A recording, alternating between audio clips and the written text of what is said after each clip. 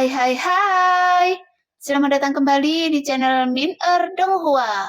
Kali ini kita akan melanjutkan cerita Donghua. Apoteosis. Nggak pakai lama lagi, langsung aja kita ke ceritanya. Check it out. Jika dibandingkan dengan gua sebelumnya, gua ini jelas lebih kecil, sehingga Loseng hampir dapat melihat semuanya dalam sekejap. Tapi tidak ada yang terlalu aneh di sekitar. Pada saat ini, Loseng melihat Ming Sue dengan hati-hati memilih harta karun kuno. Tentu saja dia tidak akan pergi dulu, tetapi hanya berkeliaran di dalam gua. Setelah berkeliling, Loseng semakin yakin bahwa tidak ada misteri lain di gua ini. Ketika Loseng menoleh ke belakang, dia melihat harta karun kuno yang tertumpuk seperti bukit. Melihat pemandangan ini, Loseng hanya bisa menggelengkan kepalanya. Setelah esensi Tianyan menghilang, nilai harta karun kuno ini benar-benar tidak terlalu bagus, sehingga ada senyuman pahit di wajahnya. Dan saat dia hendak mengambil langkah, dia menemukan sebilah pedang berdiri di tanah tidak jauh di depan. Pedang ini, saya khawatir itu bahkan bukan harta karun kuno. Tapi saya tidak tahu siapa yang masukkan pedang ini ke sini secara terbalik. Mata Loseng sedikit memadat, tetapi wajahnya menunjukkan keraguan lagi. Meskipun harta karun kuno yang sebelumnya menumpuk seperti bukit, dan spiritualitasnya telah menghilang antara langit dan bumi karena berlalunya waktu. Tetapi sebenarnya masing-masing adalah produk yang bagus. Tapi pedang di depannya tampaknya kualitasnya jauh lebih buruk, dan bahkan ujungnya pun tumpul. Tapi Loseng tidak berkecil hati ketika dia gagal mendapatkan apa yang diinginkannya di gua ini. Tetapi ketika dia melihat pedang ini, Loseng tiba-tiba menjadi tertarik. Memikirkan hal ini, Loseng mengambil 2 langkah ke depan, mengulurkan tangannya untuk memegang bilah pedang yang terbuka, dan kemudian mengangkatnya sedikit dengan kekuatan. Tapi pedang itu tidak bergerak. Hah? Loseng bahkan lebih penasaran. Meskipun dia hanya mengerahkan sedikit kekuatan, mungkin sudah untuk mengeluarkan pedang. Tapi pedang ini sepertinya terkubur sangat dalam. Jadi setelah Loseng berdiri diam, dia memegang tangannya dengan kuat di tubuh pedang. Lagi pula ujung pedang itu tumpul. Jadi tidak akan memotong tangannya. Segera Loseng menggenggam tubuh pedang. Loseng tiba-tiba mengerahkan kekuatan. Kemudian sebuah kekuatan besar tiba-tiba terangkat ke atas, yang menyebabkan seluruh gua sepertinya mulai bergetar. Sehingga para prajurit yang masih memilih harta karun kuno tiba-tiba mengangkat kepala mereka dan mengamati gerakan yang datang dari sekitar mereka. Segera mata semua orang tertuju pada Loseng. Apa yang orang itu keluarkan? Sepertinya pedang, jadi itu pasti bukan benda fana. Cepat, ayo ke sana dan lihat. Apa gunanya? Apakah Anda berani mengambil sesuatu dari tangan Loseng? Sekarang, Loseng tampaknya telah menjadi bintang jahat di mata para pejuang ini. Saat Loseng mengangkat pedang ke atas, retakan yang tak terhitung jumlahnya mulai muncul di bawah kakinya, diikuti oleh benda hitam yang diangkat oleh Loseng dari retakan itu. Apa ini? Ketika Loseng menyebutkannya di tengah jalan, dia tidak bisa menahan diri untuk mundur. Loseng awalnya mengira itu adalah pedang kuno, tetapi ketika Loseng menarik pedang itu setengah jalan, dia menyadari bahwa dia telah menarik sesuatu yang tersangkut di tangan Loseng. Dan itu bukanlah pedang. Di bawah pedang itu ada kepala yang terbuat dari logam. Dan leher di bawah kepala itu terhubung dengan tubuh yang terbuat dari logam. Boneka? Mata Loseng memadat dan dia mengucapkan 2 kata. Meskipun boneka bukanlah hal yang sangat umum, tapi sudah pasti bukan hal yang aneh. Namun bentuk boneka di depannya sangat aneh, berbeda dengan Anfu di rumah abadi, dan berbeda dengan teknik boneka di alam tengah. Karena di bagian atas kepala boneka terdapat benda runcing yang bentuknya seperti bilah pedang. Dan boneka ini dikuburkan di tanah. Hanya bilah pedang yang berdiri tiba-tiba di atas, tapi entah kenapa ada boneka yang terkubur di gua ini. Bagaimanapun, jurang reinkarnasi ini telah dibuka 6 kali. Tidak ada yang menemukan rahasia ini dalam 5 kali pertama. Terakhir kali Sun hanya berkeliaran di sini dan pergi. Tepat ketika Lo Sheng sedang berpikir, prajurit lain melihat ke sini dengan ekspresi berapi-api di wajah mereka. Meskipun mereka tidak tahu apa itu, benda-benda yang ditemukan di dalam jurang adalah hal-hal yang luar biasa. Tapi mereka memikirkan situasi tragis prajurit iblis yang membuka garis keturunan kera Ganesh kuno di gua sebelumnya. Mereka hanya bisa menekan keserakahan di hati mereka. Meskipun keserakahan ini bisa mendorong tindakan mereka, tapi mengingat kekuatan Lo Sheng, mereka hanya bisa berhenti. Melihat boneka unik di depannya, Lo Sheng juga melihat sekeliling. Kalau dipikir-pikir, boneka ini pada mulanya bukanlah benda hidup, melainkan buatan manusia. Meskipun estetika setiap orang berbeda-beda dan bentuk boneka yang dibuat juga bermacam-macam. Jadi betapapun uniknya bentuk boneka ini memang tidak mengherankan. Tapi karena harta karun itu telah berubah menjadi sisa-sisa setelah ditinggalkan di sini. Selama bertahun-tahun yang tak terhitung jumlahnya, maka boneka di depannya seharusnya tidak ada bedanya dengan sampah. Tepat ketika pikiran Lo Sheng terlintas di benaknya, sebuah suara yang hampir tak terdengar melayang ke arah Lo Sheng. "Apakah Anda punya?" Suaranya kering, kasar, dan sangat lemah. Bahkan jika Lo Sheng mendengarkan dengan seksama, dia tidak dapat mendengar dengan jelas apa yang dikatakan boneka itu. Namun, apapun yang dikatakan boneka tersebut, satu hal yang terbukti saat ini, bahwa boneka tersebut masih hidup. Dalam hal ini, minat Lo Sheng secara alami sedikit lebih besar. Meskipun boneka itu terus bergumam dan tidak tahu apa yang dibicarakan, Lo Sheng terlalu malas untuk membedakannya. Kali ini dia langsung meraih kepala boneka itu dan menariknya dengan kuat, menyeret seluruh tubuh boneka itu ke tanah.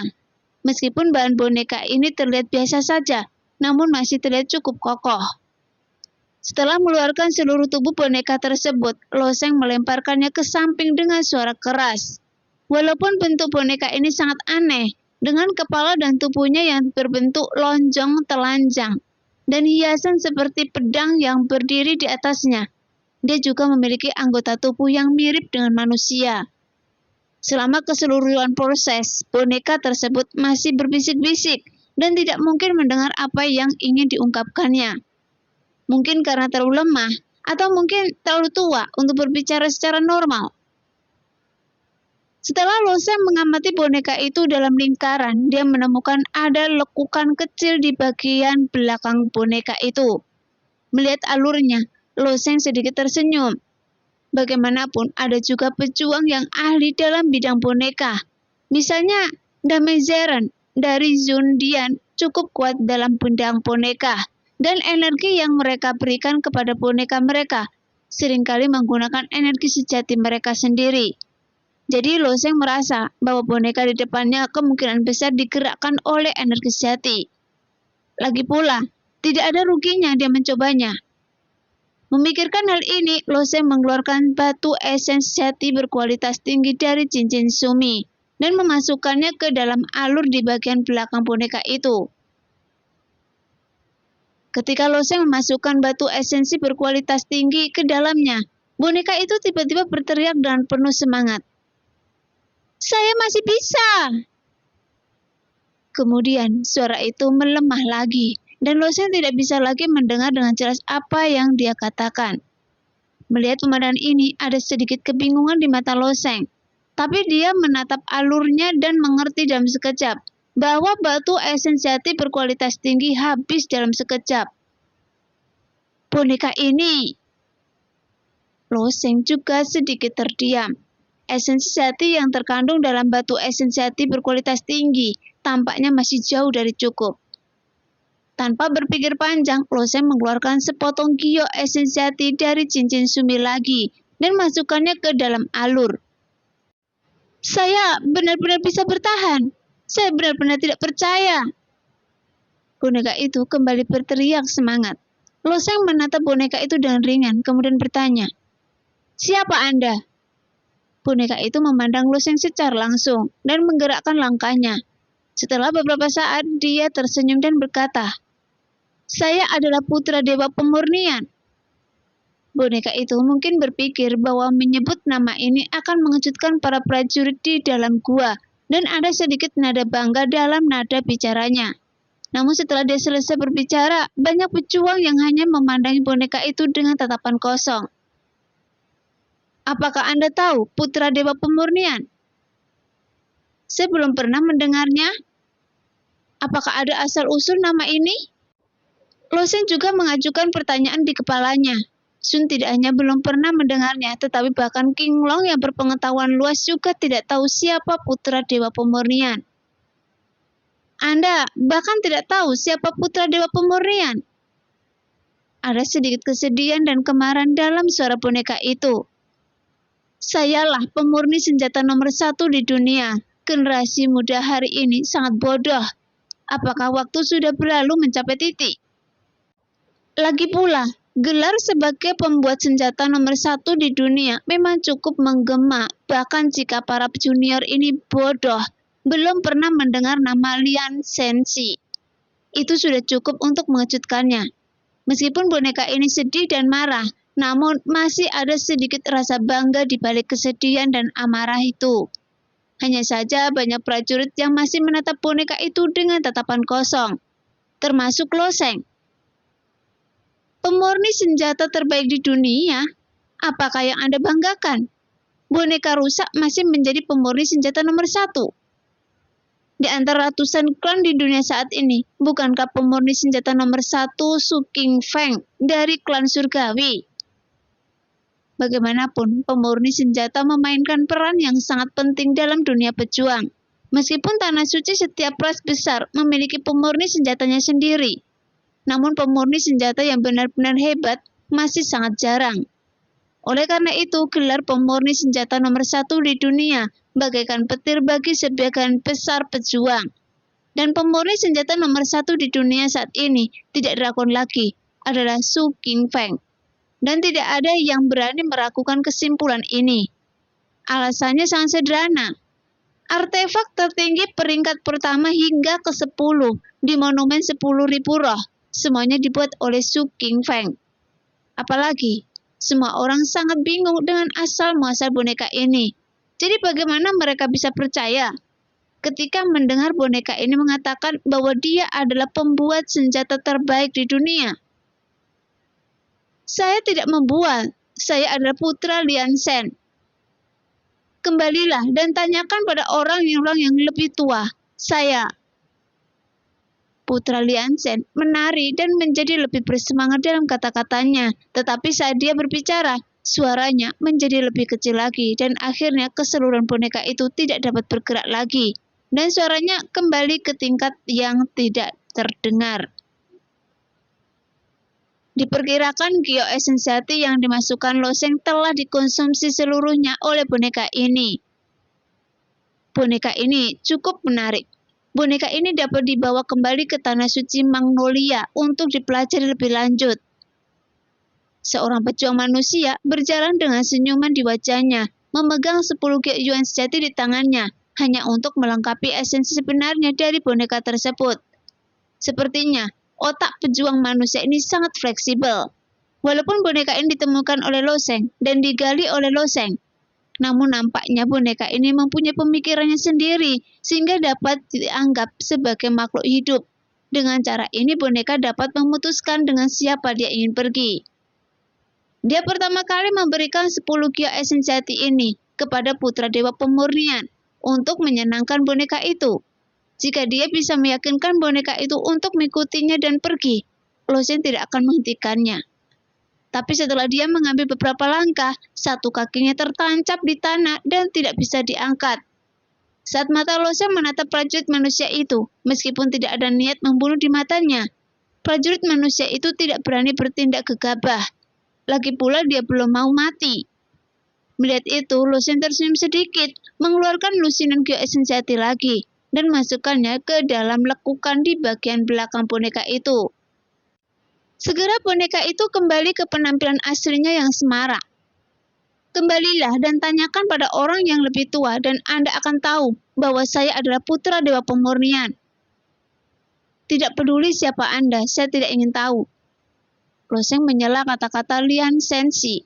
Mendengar itu, Lian Sensi menatap kosong ke arah Loseng, dan Loseng kemudian berkata, "Karena Anda mengaku sebagai pemurni senjata terbaik di dunia, itu berarti Anda bisa menyempurnakan senjata?" "Tentu saja." Lian Si menunjukkan ke artefak seperti bukit. "Ini semua adalah karya saya, dan semuanya milik saya. Ada apa dengan itu?" Dia akhirnya mengatakan sesuatu dengan normal, dan kemudian dia menangis dengan sedih dan marah. "Hei, kenapa mereka semua mati?" Kelopak mata Loseng tidak bisa menahan gemetar. Dia merasa seperti baru saja bertemu orang gila. Itu hanya sekumpulan artefak, kenapa mati? Namun putra dewa pemurnian berjalan dengan keras, dan tiba-tiba berlutut di atas tumpukan harta karun kuno, kemudian meraih harta karun kuno itu. Dia memang orang gila. Suara Sun muncul di benak Loseng, tapi saat ini King Long berkata pelan, "Tidak, orang ini tidak gila." Mata Loseng sedikit berbinar, lalu dia bertanya, "Bagaimana Anda mengatakan ini?" "Meskipun saya tidak berosepsi dengan pemurnian senjata, tetapi saudara keempat adalah ahli dalam pemurnian senjata di klan naga sejati kami," kata King Long dengan tenang. "Sejauh ini hanya 2 dari 9 naga sejati yang telah bangkit, dan saudara keempat yang dimaksud King Long secara alami adalah naga hijau keempat di klan naga sejati. Dan King Long hanya menggambarkan saudara keempatnya sebagai ahli dalam pemurnian senjata. Ini juga karena klan naga sejati tidak pandai memurnikan senjata, seperti ras manusia dan ras lain. Jadi King Long tidak memiliki perbandingan. Meskipun pencapaian saudara keempat dalam seni pemurnian senjata belum tentu mendalam, dia selalu terobsesi dengan hal itu. Setiap kali dia membicarakannya, dia berpikir bahwa setiap artefak yang dia sempurnakan memiliki jiwanya sendiri. Mereka seperti makhluk yang diciptakan sendiri, dan dia bahkan memiliki hubungan warisan darah. King Long melanjutkan, "Meskipun sulit untuk mengatakan dengan pasti apakah putra dewa ini adalah pemurni senjata universal, tetapi King Long percaya bahwa orang ini pasti memiliki kesukaan khusus terhadap penyempurnaan senjata." Setelah Lian Sensi merasa sedih untuk beberapa saat, lalu dia meraih salah satu belati dengan segera berkata, "Meskipun pedang dewa ini hanyalah artefak kelas 2, saya dengan kuat mengikat pemurnian Tianyan di dalamnya dan menggunakan pola dewa yang stabil. Dan meskipun esensi Tianyan di dalamnya perlahan-lahan akan hilang, kecepatan lewatnya hilangnya akan lebih lambat dibandingkan senjata dewa biasa. Dan diperlukan setidaknya 300 juta tahun untuk benar-benar lenyap." Putra dewa pemurnian bergumam, "Tetapi sekarang pemurnian Tianyan telah hilang sama sekali. Jadi berapa tahun telah berlalu sekarang?" 300 juta tahun? Ya Tuhan, lama sekali. 300 juta tahun, bisakah Tiansun memiliki umur yang panjang? Saya mendengar umur dewa surgawi benar-benar berbeda dari kita para pejuang biasa. Jelas, meskipun bagi para pejuang dengan rentang hidup yang panjang, rentang waktu ini hampir tidak terbayangkan. Tapi setelah Loseng mendengar ini, matanya sedikit membeku. 300 juta tahun adalah apa yang disimpulkan oleh Lian Sensi sendiri, dan waktu sebenarnya seharusnya lebih lama dari perkiraan Lian Sensi sendiri. Jadi asal-usul dewa surgawi kuno ini sangat misterius pada awalnya, dan putra pemurni dewa ini menganggap dirinya sebagai ahli pemurni senjata nomor 1. Tetapi tidak ada seorang pun di seluruh alam semesta yang mengetahui namanya. Jadi tidak peduli bagaimana dia memikirkannya, memang ada yang aneh dengannya. "Karena Anda adalah seorang pembuat senjata, mengapa Anda menjadi boneka?" Loseng bertanya sambil berdiri di sampingnya. Lian Sensi berkata dengan dingin, "Apa yang Anda tahu? Seorang pemurni senjata ditakdirkan untuk tidak melangkah jauh dalam seni bela diri. Bagi saya, tubuh fisik hanyalah cangkang. Tubuh boneka ini saya buat sendiri. Hanya dengan cara ini saya bisa membenamkan diri saya dalam seni pemurnian senjata dan mendapatkan umur yang lebih panjang secara bersamaan." Dia membuat dirinya menjadi boneka yang menunjukkan putra dewa pemeran ini tidak hanya fanatik dalam pemeran senjata, tapi bahkan lebih gila dari orang gila. Memikirkan hal ini, sudut mulut Loseng sedikit melengkung. Lagi pula ada bengkel pemurnian senjata di rumah abadi. Meskipun bengkel pemurnian senjata belum dibuka, tetapi seiring dengan peningkatan tingkat budidaya Loseng, dia akan sekali lagi memulai jalan yang benar-benar putus asa. Jika dia bisa mendapatkan token untuk membuat bengkel pemurnian senjata, putra dewa pemurnian ini dapat menggunakannya. Jadi, apakah dia pemurni senjata nomor 1 di dunia atau bukan? Itu tidak masalah bagi Loseng. Tetapi karena pemurni dewa dapat memurnikan begitu banyak artefak, teknik dan penyempurnaannya senjatanya tidak boleh buruk. Bahkan dengan tubuh boneka, jika putra pemurni dewa ini memiliki asal lain atau merupakan ahli pemurni senjata dari klan besar tertentu, Loseng mungkin tidak akan mempertimbangkan untuk memperkenalkannya ke rumah abadi. Memikirkan hal ini, Loseng tiba-tiba bertanya sambil tersenyum. Apakah Anda masih ingin memperbaiki senjata? Omong kosong. Saya telah hidup untuk menyempurnakan senjata sepanjang hidup saya. Jika saya tidak bisa menyempurnakan senjata, saya akan mati dari langit dan bumi. Suara Lian Sensi menjadi lebih keras lagi. Hanya pertanyaan biasa, tidak perlu terlalu bersemangat. Loseng sedikit terdiam. Kemudian Loseng berkata lagi, dalam hal ini saya memiliki bengkel senjata, tapi itu cukup bagus untuk menampung Anda. Tempat yang bagus? Lian Sensi berkata dan arogan. Benar-benar tidak ada bengkel pemurnian senjata di dunia ini yang dapat menampung saya. Setelah jeda, dia melanjutkan. Tapi saya bisa melakukannya dengan itu? Putra dewa pemurnian ini mengubah wajahnya dengan sangat cepat. Orang seperti itu terobsesi dengan seni pemurnian senjata. Faktanya dia tidak terlalu pilih-pilih tentang tempat untuk memurnikan senjata, tapi dengan rasa keberadaan. Bagaimana dia bisa melihat tempat-tempat yang biasa? Tapi Loseng terlalu malas untuk berbicara omong kosong dengan putra dewa pemurnian dan langsung mengulurkan tangan untuk mengambil putra dewa pemurnian dan kemudian masukkannya ke dalam tas makhluk roh. Lagi pula, makhluk hidup tidak bisa ada di ruang Sumeru.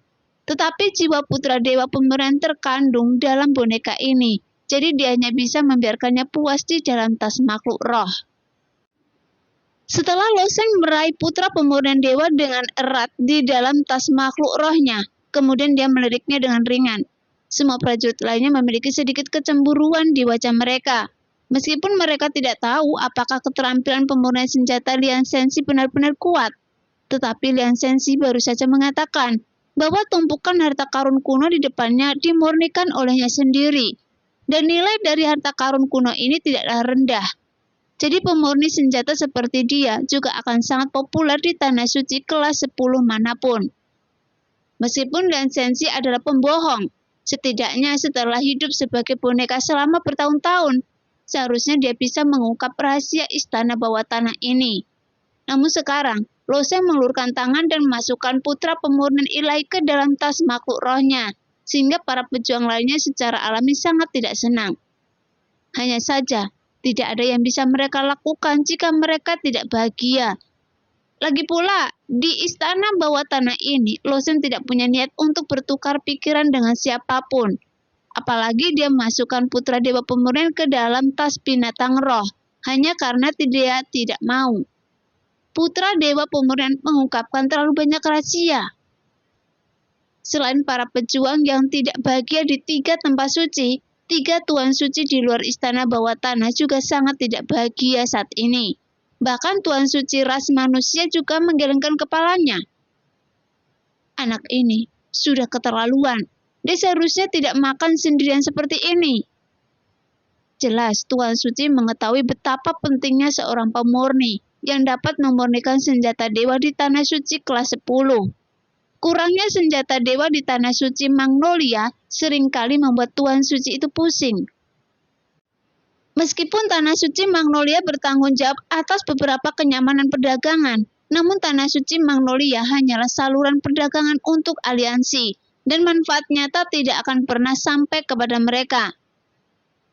Di jurang reinkarnasi ini, biarkan dia makan sepuasnya dulu. Sepertinya anak ini telah memperoleh banyak hal, tapi pada akhirnya dia akan meninggalkan istana bawah tanah ini. Saya akan melihat apakah dia memiliki kehidupan untuk meninggalkan alam Yunluo. Tuan Suci Klan Iblis mencibir. Namun kata-kata ini membuat wajah Tuan Suci ras manusia menjadi sedikit gelap. Tidak peduli apa, anak ini berasal dari istana ke-13. Jika dia bisa kembali dengan selamat, saya akan menjaganya tetap aman. Jadi jangan berpikir seperti itu lagi. Sekarang, Lo Sheng di istana bawah tanah secara alami tidak dapat mendengar diskusi seperti itu. Setelah memasukkan Lian Shenxi ke dalam tas binatang roh, dia memanggil Ming Shui dan meninggalkan gua. Ketika Ming Shui mendengar panggilan Lo Sheng, dia buru-buru mengumpulkan beberapa harta kuno dan kemudian mengikuti Lo Sheng dengan puas. Dia memikirkan dalam benaknya berapa harga Gyo Esensiati dari harta karun kuno ini. Dia baru saja dengan hati-hati memilih selusin harta karun kuno dengan penampilan yang luar biasa. Meskipun harta karun kuno ini tidak berharga, mereka dapat dijual dengan harga beberapa keping Gyo Esensiati, sehingga akan membuatnya sangat bahagia. Pada saat ini, harta karun kuno yang tersisa dengan cepat dibagi oleh prajurit lainnya, tapi bisa dibayangkan depresi di hati para pejuang 3 klan. Di gua pertama, Lo Sheng baru saja mendapatkan benih pohon dunia. Di gua kedua, ada banyak harta karun kuno yang compang-camping, dan Lo Sheng mendapatkan boneka yang asal-usulnya tidak diketahui. Tapi itu jelas sangat penting. Tampaknya selama penjelajahan istana bawah tanah ini, mereka ditakdirkan untuk menjadi satu-satunya yang belajar dengan sang pangeran. Namun meski hati mereka tidak seimbang, mereka mengikuti Lo Sheng secara bersamaan. Faktanya, mereka secara tidak sadar percaya bahwa kekuatan Lo Sheng sangat luar biasa dan dapat membawa mereka untuk menyelam lebih dalam ke jurang yang dalam. Ayo, terus turun. Lo Sheng tersenyum tipis pada Ming Shui, kemudian mereka jatuh ke dalam jurang. Tapi Ming Shui tidak banyak bicara. Dia mempercayai Lo Sheng 100%. Dia juga sedikit memiringkan tubuhnya dan melompat ke bawah. Adapun prajurit lain di belakang seperti Ai Hu dan lainnya mengikuti Lo Sheng dan masuki jurang maut lagi. Seperti yang digambarkan Sun, seluruh jurang sebenarnya adalah sebuah cincin. Dari pengalaman Lo Sheng, mereka memang jatuh ke dalam jurang ini. Namun nyatanya mereka dikelilingi oleh cincin besar yang terus terbang. Setiap kali mereka melilingi cincin, sebuah gua baru muncul. Menurut spekulasi Sun, seharusnya ada batasan jumlah lingkaran di cincin ini. Penguasa surgawi kuno seharusnya hanya mengatur 5 lingkaran pengujian di cincin ini. 100.000 tahun yang lalu, Sun lulus 4 putaran ujian, dan rahasia terbesar dari jurang reinkarnasi ini seharusnya terjadi setelah putaran kelima. Jadi memasuki ke lingkaran kelima adalah tujuan Lo Sheng kali ini. Saat ini, ia baru melewati 2 putaran, dan sekarang putaran ketiga baru saja dimulai. Setiap orang menjaga sudut tertentu dan seluruh tubuhnya sedikit tenggelam. Dengan cara ini, ketika ada krisis, mereka dapat segera menyesuaikan postur tubuhnya agar lebih mudah menghadapinya. Kecuali Ming Shui, Lo Sheng dan Ai Hu, prajurit lain yang mampu bertahan hingga sekarang, semuanya memiliki budidaya alam dewa. Saat ini, Ming Shui sudah mulai berpikir untuk berhenti. Mungkin dengan bantuan Lo Sheng, Ming Shui bisa melangkah lebih jauh. Tapi setelah dia memikirkannya, dia memutuskan untuk mengamatinya dan mengaktifkan pola dewa untuk kembali. Setelah sekitar 1 batang dupa, tetapi tidak ada bahaya dan tidak ada pergerakan di seluruh jurang. Namun tidak ada yang bersantai saat ini. Lagi pula, dilihat dari pengalaman 2 kejatuhan sebelumnya, umumnya relatif aman ketika kejatuhan pertama terjadi, dan krisis seringkali muncul dalam sekejap, sehingga setiap orang menjadi semakin berhati-hati dalam menghadapinya. Lagi pula, di gua kedua, semua orang tidak mendapatkan banyak manfaat, tetapi hanya mendapatkan beberapa harta kuno yang terbengkelai. Mereka hanya bisa menaruh harapan mereka di gua ketiga. Ya, semuanya hati-hati. Wanita berambut pirang dari klan Yoye terus menunduk, kemudian memberitahu mereka dengan suara pelan. Pada saat yang sama, Loseng juga memfokuskan pandangannya dan menembak ke arah dasar jurang. Kemudian dia sedikit mengernyit.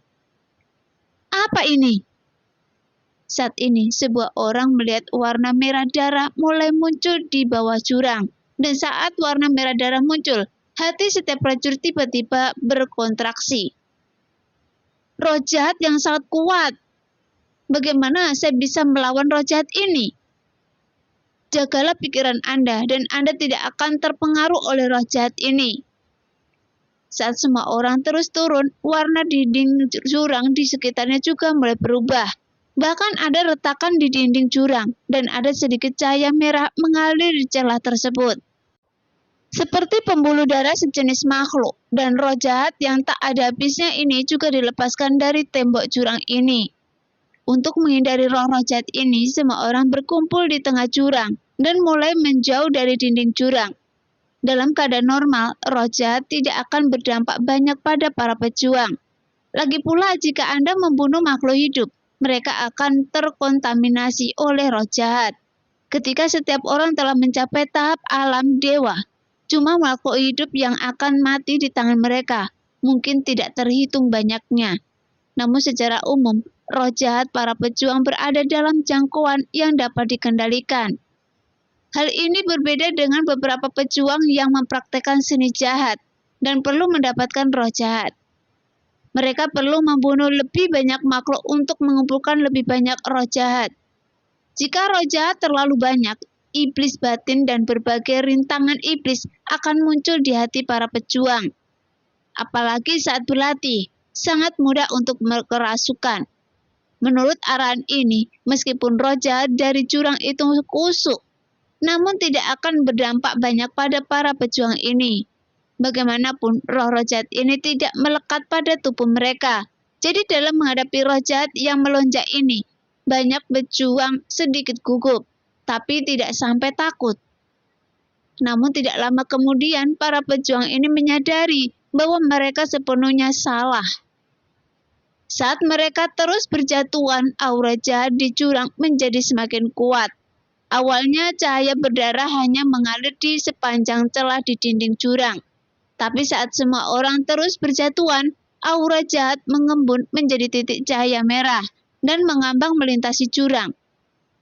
Titik cahaya ini ada di mana-mana, bahkan jika mengambang di tengah jurang, titik cahaya terus-menerus mengenai Loseng dan prajurit lainnya.